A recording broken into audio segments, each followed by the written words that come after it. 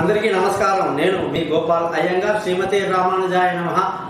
11వ తారీఖు ఫిబ్రవరి 2024 నుంచి 17వ తారీఖు ఫిబ్రవరి 2024 వరకు మేషరాశి నుంచి మీనరాశి వరకు ఎలా ఉందో తెలుసుకుంటూ, ఈ వారపు యొక్క గ్రహస్థితిని చూసుకుంటే గురువు యొక్క స్థితి మేషరాశిలో, కేతు వచ్చేసి కన్యా రాశిలో, మరి రవి బుధ కుజ శుక్ర గ్రహాలు మకర రాశిలో, కుంభంలో శని మరియు చంద్రుడి యొక్క స్థితి, అలాగే రాహు వచ్చేసి మీనరాశి సంచరిస్తున్నారు. దీన్ని బట్టి మనం ఈ 12 రాశులకు ఎలా ఉందో తెలుసుకుందాం. అలాగే ఈ వారం యొక్క స్థితిగా చూసుకుంటే ఆదివారం నుంచి శనివారం వరకు శతభిష నక్షత్రం నుంచి కృత్తిక నక్షత్రం వరకు, విద్యా తిథి నుంచి దశమి తిథి వరకు, ఇవన్నీ కూడా పెద్దవాళ్ళకి ఏమైనా మనం కార్యాలు కర్మలు చేయడానికి కూడా ఉపయోగపడడానికి కోసం చెప్పడం జరిగిందనమాట. మీరందరూ కూడా మర్చిపోకుండా ఈ ఛానల్ని సబ్స్క్రైబ్ చేయడం, అలాగే మీ జాతకాలు తెలుసుకోవడానికి కోసం నా నెంబర్ పైన ఇచ్చాను, 3లో కాంటాక్ట్ చేయండి. నేను మీతో మాట్లాడతాను, మీ జాతకాలు మొత్తం చెప్తాను.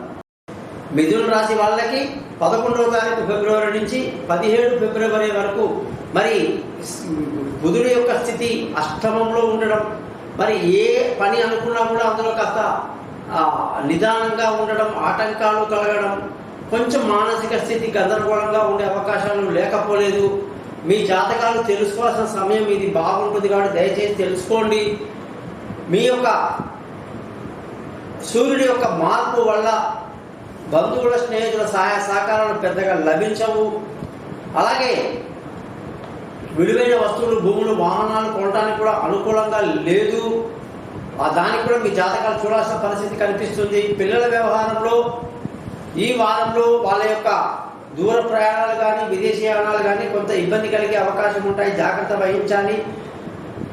భార్యాభర్తల మధ్య చక్కటి సయోధ్య కలిగి చాలా బాగుంటారు. ఆరోగ్యం పట్ల జాగ్రత్త వహించాలి. అదృష్టం చాలా బాగుంది, తండ్రి సహకారంతో అన్ని పనులు పూర్తవుతాయి. ఉద్యోగంలో మంచి పేరు తెచ్చుకుంటారు, కొత్త ఉద్యోగంలో అవకాశాలు ఉన్నాయి.